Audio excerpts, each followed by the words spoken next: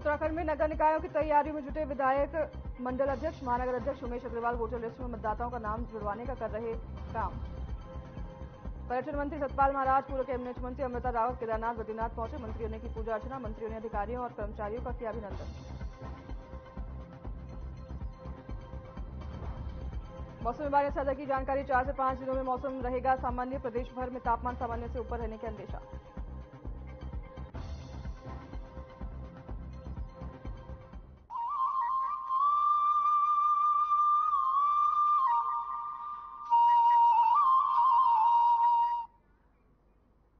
नमस्कार, स्वागत है आपका। आप देख रहे हैं हमारा उत्तराखंड और मैं हूं आपके साथ अनाया शर्मा। शुरुआत करेंगे बुलेटिन के विस्तार से।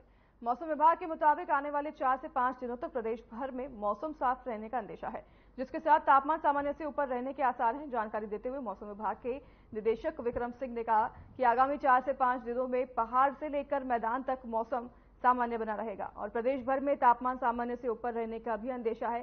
साथ ही उन्होंने कहा कि तापमान बढ़ने के साथ साथ शासन प्रशासन को वनाग्नि की घटनाओं पर भी बारीकी से नजर रखने की जरूरत है, ताकि बढ़ते तापमान के साथ वनाग्नि की घटनाएं प्रदेश में फिर विकराल रूप न ले लें।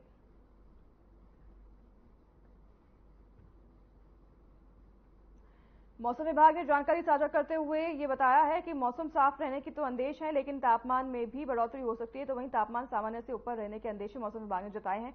इसी के साथ सभी अधिकारियों को वन अधिकारियों को खास तौर पर निर्देश जारी कर दिए हैं कि वन अग्नि की घटना पर रोकथाम के लिए लगातार प्रयास किए जाएं और काम करते रहें, ताकि वन अग्नि की घटना जो है नहीं घटित हो भविष्य में। इसको लेकर सभी जरूरी दिशा निर्देश जारी कर दिए गए हैं। मौसम विभाग के द्वारा लगातार अलर्ट जारी किया जा रहा है, लगातार वार्निंग जारी की जा रही है। एक और जानकारी मौसम विभाग ने साझा की है कि मौसम में अब बढ़ोतरी देखने को मिलेगी, तापमान में बढ़ोतरी देखने को मिलेगी। तो वहीं आपको बता दें कि मौसम में सामान्य से ज्यादा तापमान देखने के आसार मौसम विभाग द्वारा जताए गए हैं।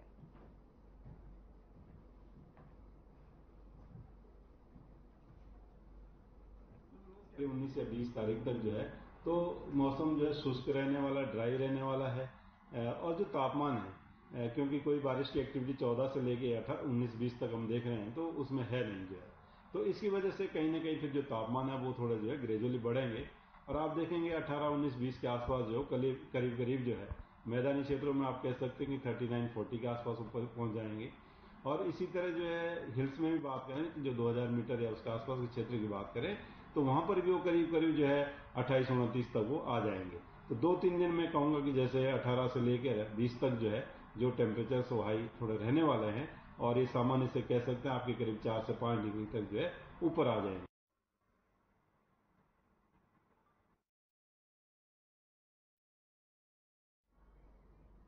बड़ी और अहम खबर सामने आ रही है। देहरादून से चारधाम यात्रा में मौत का सिलसिला लगातार जारी है। यमुनोत्री धाम आए 2 श्रद्धालुओं की मौत हो गई है और यमुनोत्री धाम से अब तक 6 लोगों की जान जा चुकी है। बद्रीनाथ धाम में एक यात्री की मौत हुई थी। चारधाम यात्रा में अब तक कुल 7 मौतें हो चुकी हैं।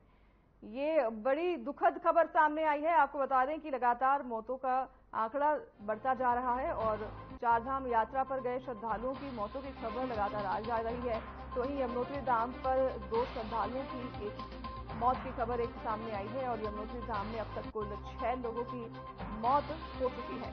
चारधाम यात्रा को लेकर ये बड़ी अपडेट है और दुखद खबर है, जिसमें अभी तक श्रद्धालुओं की मौतों का आंकड़ा बढ़ता जा रहा है। एक और खबर सामने आई है जहां यमुनोत्री धाम पर 2 श्रद्धालुओं की मौत हो गई है। किस वजह से हुई है, इन कारणों का अभी तक खुलासा नहीं हो पाया है, लेकिन मौतों का आंकड़ा लगातार बढ़ते जा रहा है। चारधाम यात्रा में अब तक कुल 7 मौतें हो गई हैं और ये सभी श्रद्धालु यात्रा पर गए थे। इस दौरान ये दुखद खबर सामने आई है कि इनके निधन हो गए हैं और इनके निधन की खबर सामने आ रही है लगातार। यमुनोत्री धाम में अब तक कुल 6 मौत होने की खबर सामने आई है। वहीं अगर चारधाम यात्रा की बात करें तो अब तक 7 श्रद्धालुओं ने अपनी जान गंवा दी है।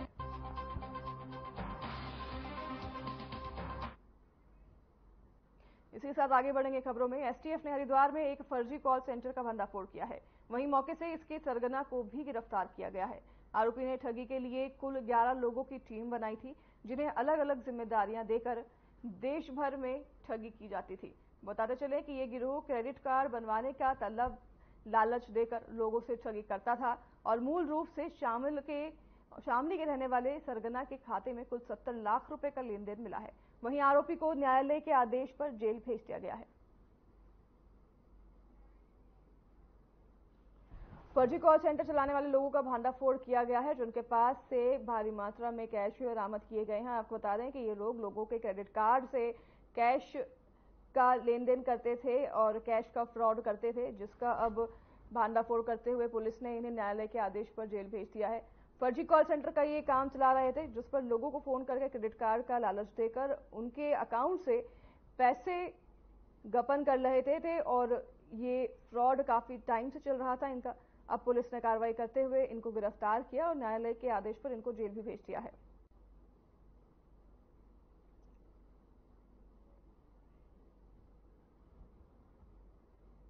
सेंटर रामजी महमूद जनपद हरिद्वार में कार्य कर रहा था। इसमें जो मास्टरमाइंड था विपिन पाल, इसको गिरफ्तार किया गया है।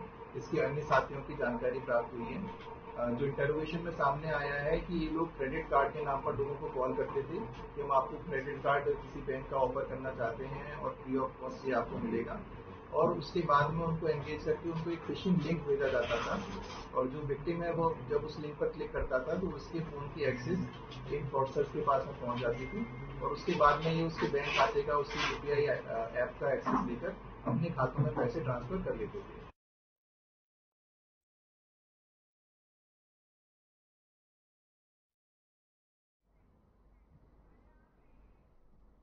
तो वहीं आगे बढ़े उससे पहले एक और बड़ी खबर से आपको रूबरू करा देते हैं। देहरादून से ये बड़ी खबर सामने आई है। बर्ड फ्लू को लेकर अलर्ट लगातार जारी है। केंद्र सरकार ने ये निर्देश जारी किए हैं। पशु चिकित्सा अधिकारियों को भी निर्देश जारी कर दिए गए हैं।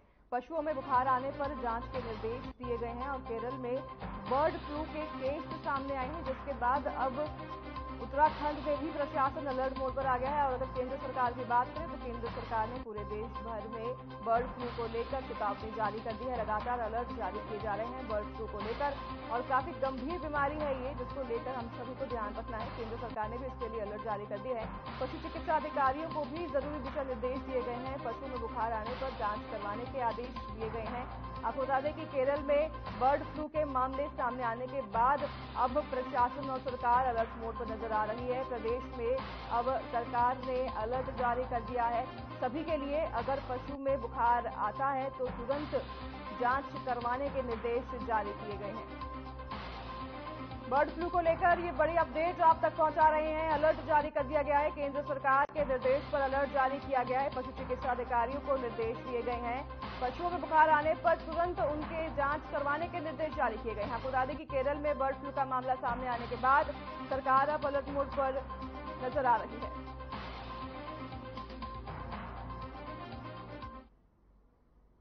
देहरादून में रिस्पना नदी किनारे बसी मलिन बस्तियों पर एक बार फिर से संकट के बादल मंडराने लगे हैं।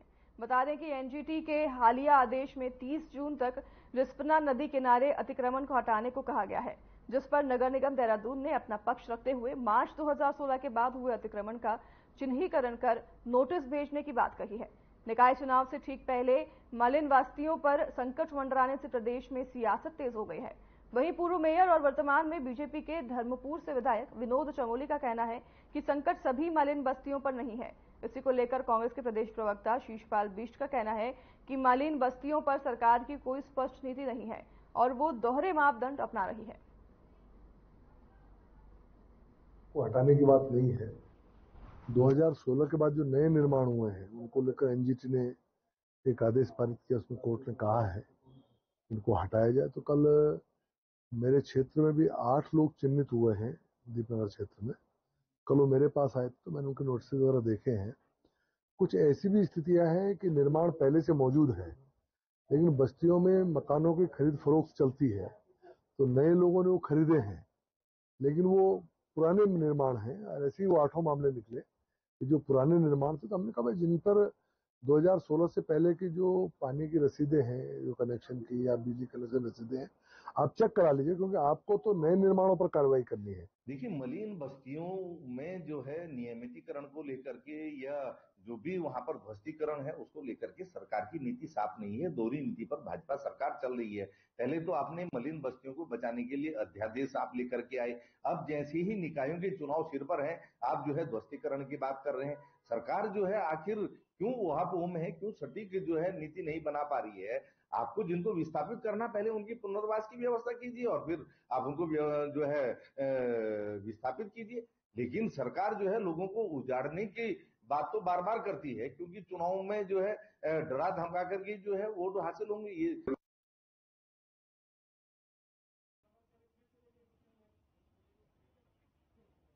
मर जाता, कभी नहीं मरता है।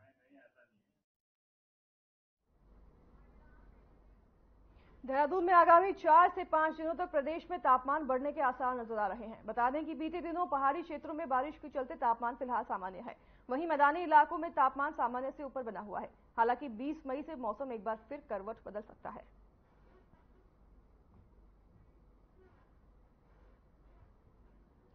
चार से 5 दिनों तक तापमान बढ़ने के आसार मौसम विभाग द्वारा जताए गए हैं। 20 मई से मौसम बदलने की संभावनाएं हैं और तापमान में बढ़ोतरी देखी जा सकती है, जिसके लिए सभी के लिए मौसम विभाग ने एडवाइजरी भी जारी कर दी है।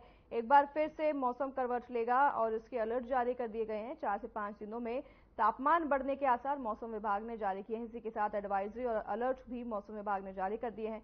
20 मई तक तापमान में बढ़ोतरी देखी जा सकती है और इसी को लेकर तमाम एडवाइजरी मौसम विभाग द्वारा जारी किए गए हैं।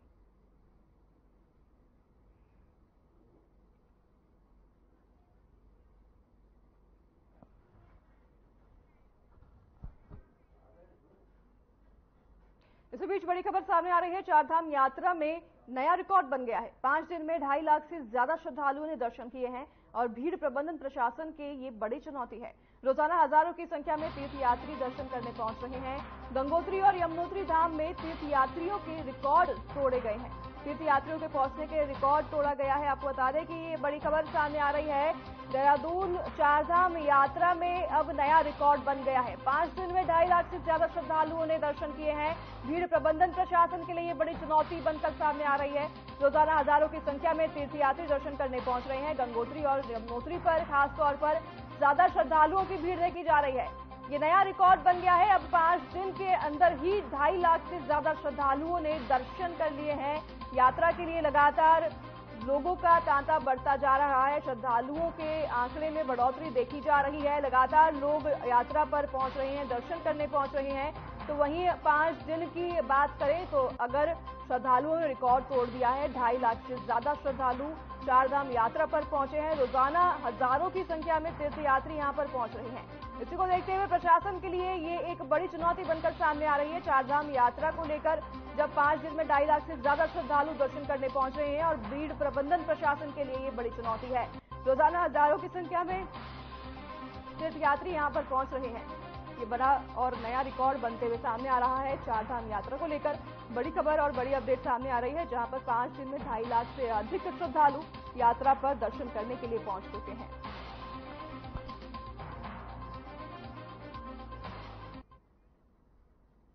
राज्य सचिवालय में सचिव स्वास्थ्य डॉक्टर आर राजेश कुमार से public relation society of India के देहरादून चैप्टर के पदाधिकारियों और सदस्यों ने मुलाकात की। इस दौरान PSRI देहरादून चैप्टर के अध्यक्ष रवि विजारनिया ने उन्हें शॉल और स्मृति चिन्ह देकर सम्मानित किया। साथ ही सचिव स्वास्थ्य ने कहा कि वर्तमान में गतिमान चारधाम यात्रा में यात्रियों की बढ़ोतरी हुई संख्या और एक चुनौती के रूप में सामने आई है। ऐसे में स्वास्थ्य विभाग की ओर से श्रद्धालुओं को स्वास्थ्य जांच को लेकर तमाम सुविधाएं प्रदान की जा रही है। इसके साथ ही उन्होंने कहा कि इस बार हमारा लक्ष्य है कि 50 वर्ष से अधिक के लोगों की ज्यादा से ज्यादा स्वास्थ्य जांच की जाए, जिसे लेकर यात्रा रूट पर 184 चिकित्सकों की तैनाती की गई है। लगभग 30 के आसपास मेडिकल रिलीफ पोस्ट हम लोगों ने एस्टैब्लिश किए हैं, जहाँ पे डॉक्टर और पैरामेडिक्स तैनात हैं।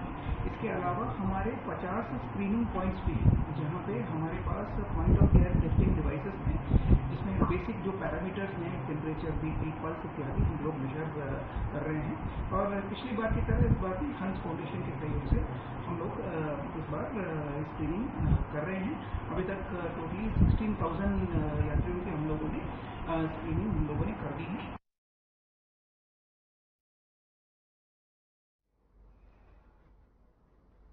बाजार चौकी इंचार्ज ने सरेआम छात्रों को थप्पड़ मार दिया।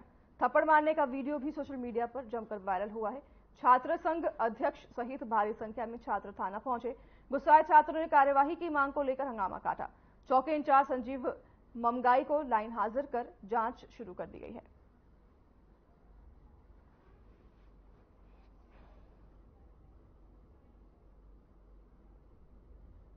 एक वीडियो जो है बताएं सोशल मीडिया के माध्यम से जो है प्रकरण प्रकाश में आया है, जिसमें एक उप निरीक्षक जो है एक युवक के साथ अभद्रता करते हुए थप्पड़ मारते हुए दिखाई दे रहे हैं, जिस संदर्भ में एसएसपी महोदय द्वारा तत्काल संज्ञान लेते हुए उप निरीक्षक को लाइन हाजिर कर दिया गया है और साथ ही एक विभागीय कार्रवाई, एक प्रारंभिक जांच भी इनिशिएट कर दी गई है।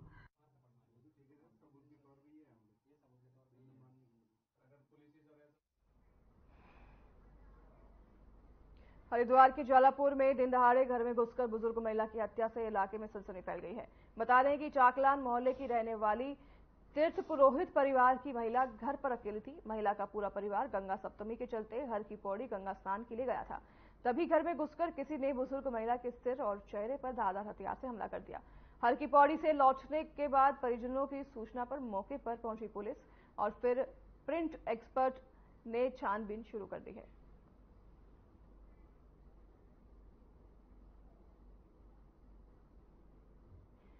घर पर बुजुर्ग महिला अकेली थी जिस दौरान ये पूरी घटना घटित हुई। कुछ लोगों ने घर के अंदर घुसकर धारदार हथियार से उन पर हमला कर दिया। बुजुर्ग पर धारदार हथियार चलाने के बाद उन पर बेरहमी से हमला किया और फिर जिससे कि बुजुर्ग की मौत हो गई है, बुजुर्ग महिला की मौत हो गई है। ये किसने किया है इस पर अभी तक कोई खुलासा नहीं हुआ है। तो वहीं आपको बता दें कि पुलिस और फॉरेंसिक टीम मौके पर पहुंची है, जो कि लगातार छानबीन कर रही है। मौके से फिंगरप्रिंट्स लिए जा रहे हैं, सारी कार्रवाई की जा रही है, लेकिन अभी तक आरोपी पकड़ में नहीं आए हैं। आपको बता दें कि घर से परिवार वाले बाहर गए थे जिस दौरान बुजुर्ग महिला पर ये धारदार हथियार से हमला किया गया।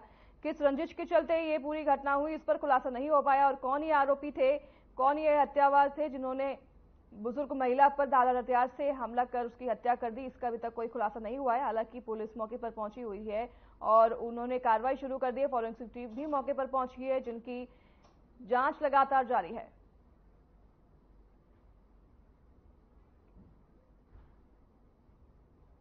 श्रीमती अर्चना शर्मा ये चाकलान मोहल्ले में ज्वालापुर क्षेत्र में रहती थी और संयुक्त परिवार में रहती थी। आज इनका परिवार हरिद्वार में काफ़ी लोग आज क्योंकि गंगा स्नान के पर्व में वहीं थे, ये यहाँ पर आज अकेले थी। इस बीच यहाँ पर कुछ इनके साथ इनके सर पे चोट मार के इनकी हत्या की गई है। पुलिस ने इस पूरे मामले को संज्ञान में लिया है।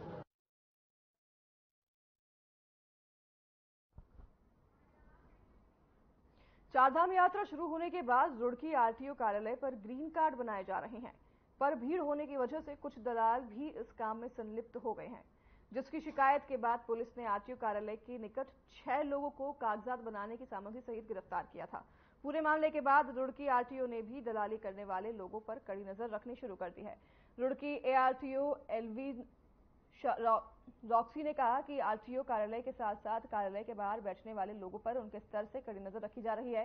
साथ ही किसी भी अनैतिक कार्य करने को लेकर भी अलर्ट नजर आ रही है प्रशासन, तो वहीं ऐसे लोगों को बख्शा नहीं जाएगा।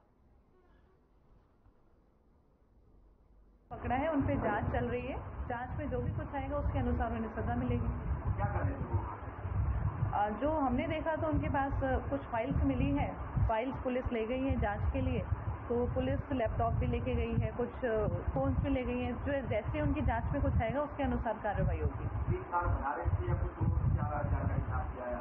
ग्रीन कार्ड ऐसे दुकान पे नहीं बनता, ग्रीन कार्ड के लिए गाड़ी दिखानी पड़ती है, तो डॉक्यूमेंट उस टाइम तो नहीं मिला था।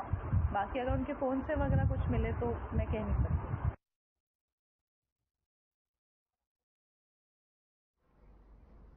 हरिद्वार में मां गंगा सप्तमी बड़ी धूमधाम के साथ मनाया गया। बता दें कि हर की पौड़ी पर सुबह से देश भर से आए श्रद्धालु मां गंगा की पूजा अर्चना कर रहे हैं, साथ ही स्नान कर दान इत्यादि भी कर रहे हैं। आपको बता दें कि आज के दिन गंगा की पूजा का विशेष महत्व माना गया है।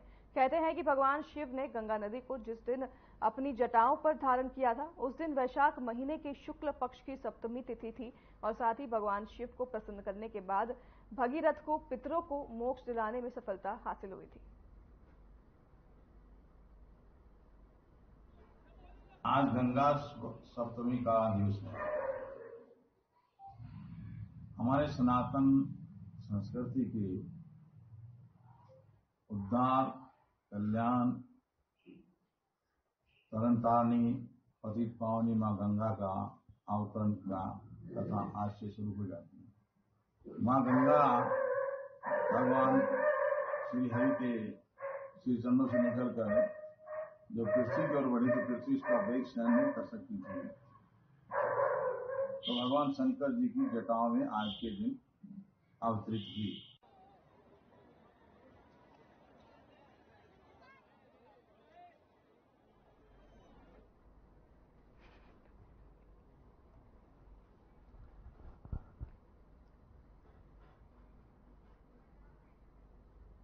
कांग्रेस प्रदेश प्रवक्ता शिशपाल सिंह बिष्ट ने चारधाम यात्रा के दौरान हो रही अव्यवस्थाओं पर राज्य सरकार को घेरा है।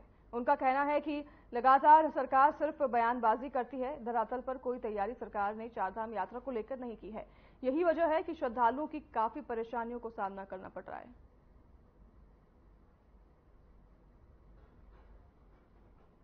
चारधाम यात्रा की शुरुआत में ही जिस तरीके से अव्यवस्थाएं हावी हो गई हैं, उससे साफ पता लग रहा है कि सरकार ने जो है चारधाम यात्रा को गंभीरता से नहीं लिया, कोई होमवर्क नहीं किया, कोई तैयारी नहीं की। विपक्ष लगातार जो है सरकार को चेताने का काम कर रहा था। यमुनोत्री धाम के पैदल मार्ग में जिस तरीके से श्रद्धालुओं का जन सैलाब उमड़ा, वहां पर प्रशासन की कोई व्यवस्थाएं नजर नहीं आई। आप देखिए कि हजारों श्रद्धालुओं को जो है दर्शन किए बिना जो है वापस जाना पड़ा।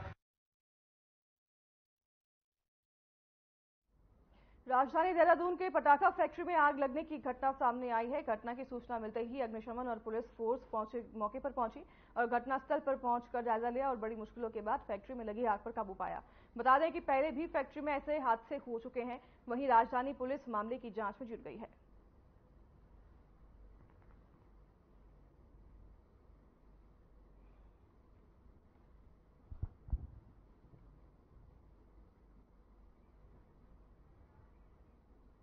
खबर रुड़की से है, जहां गर्मी से आम जनता परेशान है। पीने के पानी का कोई व्यवस्था नहीं है। वाटर कूलर काफी दिनों से खराब पड़ा है। इसके साथ ही यात्री नाले के पानी की बदबू, गर्मी और पीने के पानी से परेशान है। इस संबंध में नगर पालिका परिषद में मौजूद अभिशासी अधिकारी ने बताया कि पूरा मामला मेरे संज्ञान में है और जल्द ही सभी व्यवस्थाओं को दुरुस्त कर दिया जाएगा।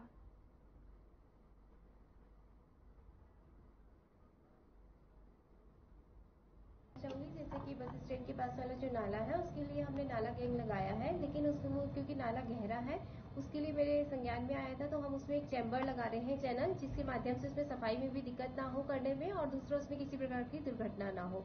इसके लिए आज सुबह ही मेरे द्वारा जेई को निर्देश दे दिए गए थे। और दूसरी बात, जो वहाँ पर वाटर कूलर लगा गया है वो पूर्व में नगर पालिका के द्वारा ठीक किया गया था, लेकिन किसी अराजक तत्व के माध्यम से वो दोबारा खराब हो गया है। की सुविधा होनी चाहिए और यात्रियों को बहुत दिक्कत है, तो इतनी व्यवस्था तो यात्रियों के लिए होनी चाहिए ना। इसमें कौन जिम्मेदार है?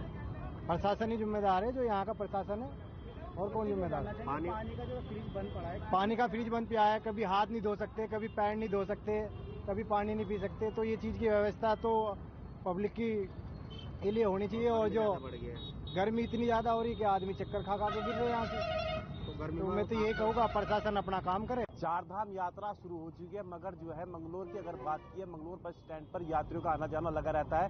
मगर व्यवस्थाओं की बात कीजिए, व्यवस्थाएं जो है प्रशासन की पोल खोलती यहाँ पर नजर आ रही है। व्यवस्था की बात की यहाँ पर जो है मेरे पीछे आप देख सकते हैं, यहाँ पर चारधाम यात्रा का जो है यहाँ पर नोटिस बोर्ड भी लगा हुआ है, जिसमें जो है प्रशासन की ओर से की गई व्यवस्थाओं का पूरा उल्लेख यहाँ पर किया गया है। मैं आपको बताना चाहूंगा, अगर यहाँ पर व्यवस्था की जाए, पानी यहाँ पर नहीं है, यहाँ पर सफाई की व्यवस्था नहीं है। मैं आपको चलता हूँ, पानी की व्यवस्था दिखा चलता हूँ, कैमरामैन से कहूंगा अगर पानी की व्यवस्था भी यहाँ पर दिखाई। पानी की व्यवस्था है यहाँ पर, आप देख सकते हैं किस तरह की व्यवस्था है यहाँ पर। पानी की फ्रीजर यहाँ पर लगा जरूर है, मगर फ्रीजर पूरी तरह से खराब है, टंकी में पानी नहीं है और पेड़ पौधे यहाँ पर जमे हुए हैं, पूरी तरह घास जमी है। कोई भी व्यवस्था अगर यहाँ पर की जाए, पानी की व्यवस्था यहाँ पर नहीं की है इस वक्त। और मैं दूसरी व्यवस्था आपको दिखाना चाहूंगा, यहाँ पर जो उत्तराखंड परिवहन निगम का एक बोर्ड लगा हुआ है, जिसपे जो साफ तौर पर लिखा है कि यहाँ पर ये उत्तराखंड परिवहन नगर का जो निगम का जो है यहाँ पर बस स्टैंड है। बस स्टैंड की जो बोर्ड की व्यवस्था है मैं आपको यहाँ पर दिखाता हूँ। उत्तराखंड परिवहन निगम की अगर बात की, इस बोर्ड की व्यवस्था आप देख सकते हैं। जो बोर्ड जो है बस स्टैंड के मेन गेट पर होना चाहिए और ये खस्ता हालत में यहाँ पर अंदर एक साइड में कोने में पड़ा हुआ है। आर्यन टीवी के साथ रोहित राणा, मंगलोर।